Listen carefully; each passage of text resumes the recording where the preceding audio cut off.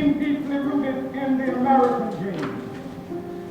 I have a dream that one day this nation will rise up, live out the true meaning of its creed. We hold these truths to be self-evident, that all men are created equal.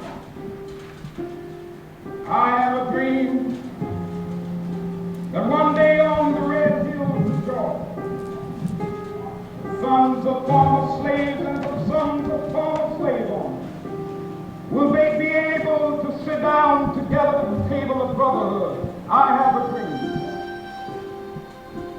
I imagine you already know that I'm much more socialistic in my economic theory than capitalistic. Capitalism started out with a noble and high motive, but like most human systems, it fell victim to the very thing it was revolting against. So today, capitalism has outlived its usefulness. Are you familiar with that quote? That's Martin Luther King in 1952. The Electoral College is a remnant of the old slave society. That's basically a remnant from the 3/5 of a man compromise. So basically, Trump getting in there was a combination of, well, it was voter suppression, but it was a combination of illegally denying votes in the states, together with the remnants of this old slave system in the Electoral College. You spoke about the Electoral College and the remnants of being based on 3/5 of a man. My question is, because to me, there's such a glaring problem with the Electoral College, and it's so glaring as, we saw with this last election, how do we as the people go and change that particular thing? Because, history, they don't ever want to change or budge on history. And the Electoral College, as you said, is a remnant of history. So how do we, do you start a petition? Do you, what would you propose as the way to get at that problem? What's happening is now the Electoral College is a relic, but it's actually still in full effect. It's still doing a lot, because what's happening is the urban centers are being disempowered. Because what the whole point of the 3/5 man compromise is that in the South, all these people didn't have any democratic rights. All right. So when there was an election, though, like a presidential election, what happens if it's a popular vote? In New York, think about it, because what if only 20 people in Georgia could actually vote, and in New York all these people could vote, then y'all are gonna get swept every time in the election. And remember, they was actually trying to have a big say because they wanted to keep this plantation economy the way that the country went and all that, right? So I think building solidarity and a progressive solidarity, urban, rural, I think is the way that we're gonna be able to break through all the monkey wrenches that they try to throw in us organizing this constitutional convention and going. The other thing to say is that I think that like you're saying, the mood is there. First of all, we've got to educate ourselves.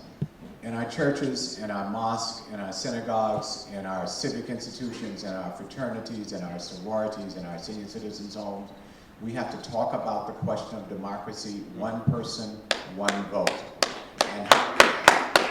And how the Electoral College is a prima facie contradiction to that basic concept. Why is not the Democratic Party talking about the Electoral College?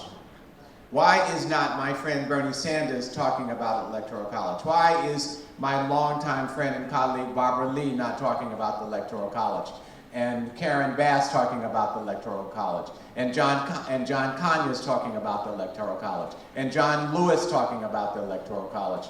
We have to put positive pressure, positive critical embrace on them.